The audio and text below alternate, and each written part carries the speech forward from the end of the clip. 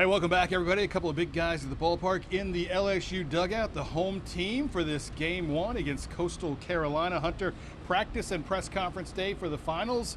I didn't really know how to take the Chanticleers. Like, they were super business oriented. It was all about business. Nobody's, having fun. Nobody's saying anything cool. It was just like about grinding. Like, they're on a mission. They are on a mission. That is a good way to put it. It's a different dynamic, I guess, from having to deal with LSU or getting to deal with LSU. And yes, very business-like approach when it needs to be, but also a little bit of humanity in there as well.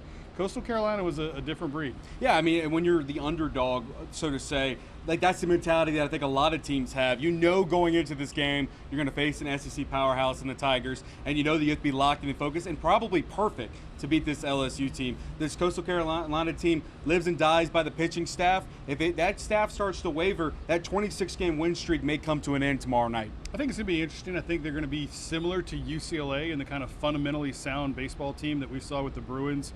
Obviously, they put some pressure on LSU, going station to station with the wind blowing in the way it is at 100+ degrees. I think that's going to be critical, right? Again, it's funny how, like, the more pressure-packed moment, the more important mistakes or the lack thereof are. And so far, it's been true. The team that make the fewer mistakes are going to win this thing. I've been super impressed with LSU's ability to pitch it and not walk anybody. Correct. Coastal does a great job of drawing hit by pitches. I think they lead the country in that regard. Right. That's a fantastic factoid that I know you love to drop in there. Go ahead.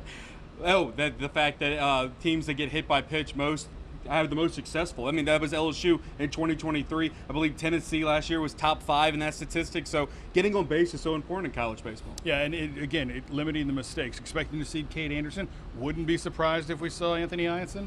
I think they could go either way. Sometimes I think about that, and I'm like, well, maybe Jay is saving Cade for the Nails game or the national championship game. Like, either way, you got to have it. If you win game 1, he gets to close things out potentially in game 2. But really, I think it's going to be a fantastic matchup. Differing styles, right? I think the fan bases are probably pretty similar from what I can gather. I think the Chanticleers like to put it down. Oh, yeah. Yeah. Yeah, they've been partying this week over at Rocco's. I will say, where there wasn't many UCLA fans, I was actually surprised about how much teal blue I was seeing from the Coastal Carolina fans. Well, the good news is we got rid of all the red here in Omaha. So it's purple, gold, and teal. I can get down with that. So it's going to be a fantastic game. Can't wait to see it play out. Anybody that you're looking for in this one maybe stand out? Michael Braswell. I think that once again there's that motivation for him to finally step up in this postseason and do something. We know he's capable of doing it. There was last year where he finally got hot at the end of the year, and this year he just hasn't really found it yet. I'm expecting big things from him this week, and I think that the resurgence is coming for Braswell. I think he's going to step up and take the bull by the horns. I was looking at this because obviously there's a social media movement going along to try to encourage him, right? And that's great. That's fantastic. I'm absolutely for it. I did the numbers on him, though. 1 for 27, I think, in the postseason.